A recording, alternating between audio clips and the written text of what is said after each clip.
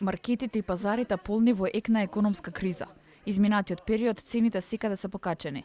Граѓаните велат традицијата мора да се продолжи да се пренесува на помладите генерации. Лепче со паречка, постно гравче, риба, салата, овошје, костени, уреви и смокви. Се дел од секоја бадникова трпеза.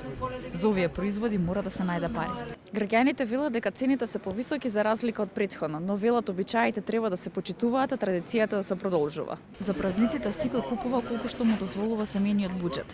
За некои трапезата ќе биде богата, а за други скромна. За Бадникова вечер, тоа најубаво го знаат нашите мајки и баби што ни пренеле, ние го правиме сега тоа, купуваме овошје, месиме пити, правиме лепчиња со паричка, тиква се пече. Сето ова колку вечини? Дали е поскапа за разлика од претходните години? Многу. Многу поскапа, ма обичајот е тој наш, мора да го сочуваме. Да го пренесеме на нашите внуци. Па треба да има гравче прво, постно гравче, постна сарма, риба, лепче, бадниково, со париче. Па, Оваа година колку ќе вечини сето ова? Дали е поскапа за разлика од претходните години? па 2-3 илјади ќе чини, па може и до 4. Чини, све е скапо. Ако сум земал риба, речеме 5 пастрнки, сега ќе земам 3 пастрнки. Поскапо е све. Можем ќе намалат, ама све исто е. Поскапо. 100% е поскапо.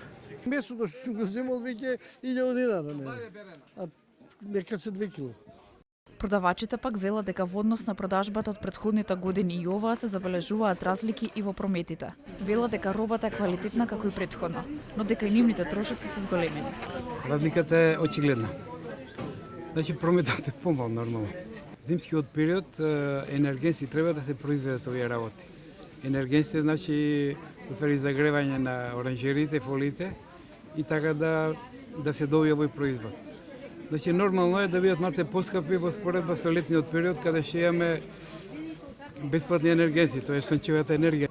Па дупло помалце се продава. Зголемена е потрошувачката, иако цените се малце повисочки од ланските. Ценовен шок од септември, економска криза и ниски примања. Но во очи на престојните празници од ситуацијата на терен се забележува дека кога станува збор за бадниковата трпеза, граѓаните сепак не се ограничуваат во купувањето. Традицијата мора да се негува и да се пренесува на следните генерации, исто како што и тие ја наследиле од предците.